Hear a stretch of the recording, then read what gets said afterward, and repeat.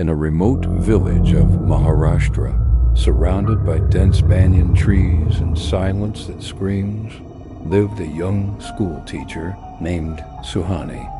She had just transferred to the government school in Chandrakedi, a place locals believed was cursed. The villagers often whispered about a Raatri, a night spirit that visits only once every few decades.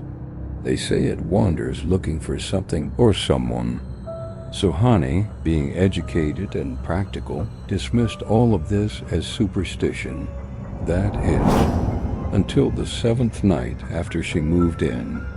That night, around 2:03 a.m., she heard anklets, the chan-chan of pail. Soft, slow, getting louder, closer. She lived alone. When she peered out of her small wooden window, there was nothing, only the twisted shadow of a tree that looked strangely like a hanging woman.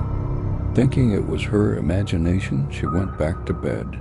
But then she heard someone whisper her name, Suhani, not from outside, from inside the room. She turned and saw a woman in a torn red bridal sari sitting at the corner of her room, her head tilted down, her hair wet, fingers tapping the floor, tapping in rhythm with the anklets. Suhani screamed, but her voice never left her throat. When she blinked, the woman was gone.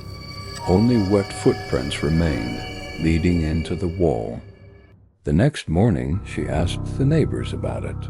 An old woman pulled her aside and said, "You should not have stayed in that house.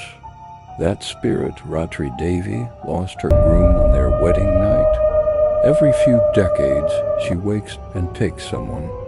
The village priest was called.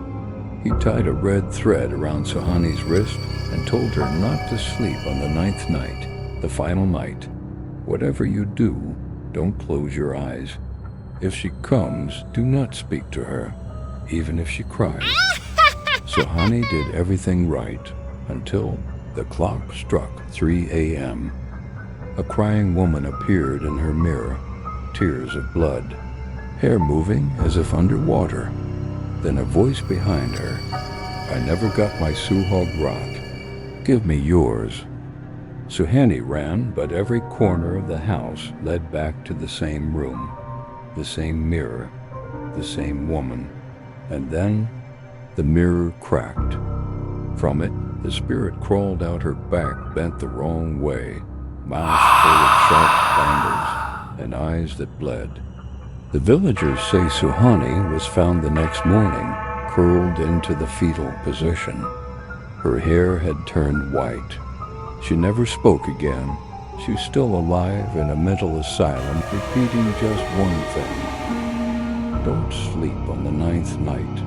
She's still waiting.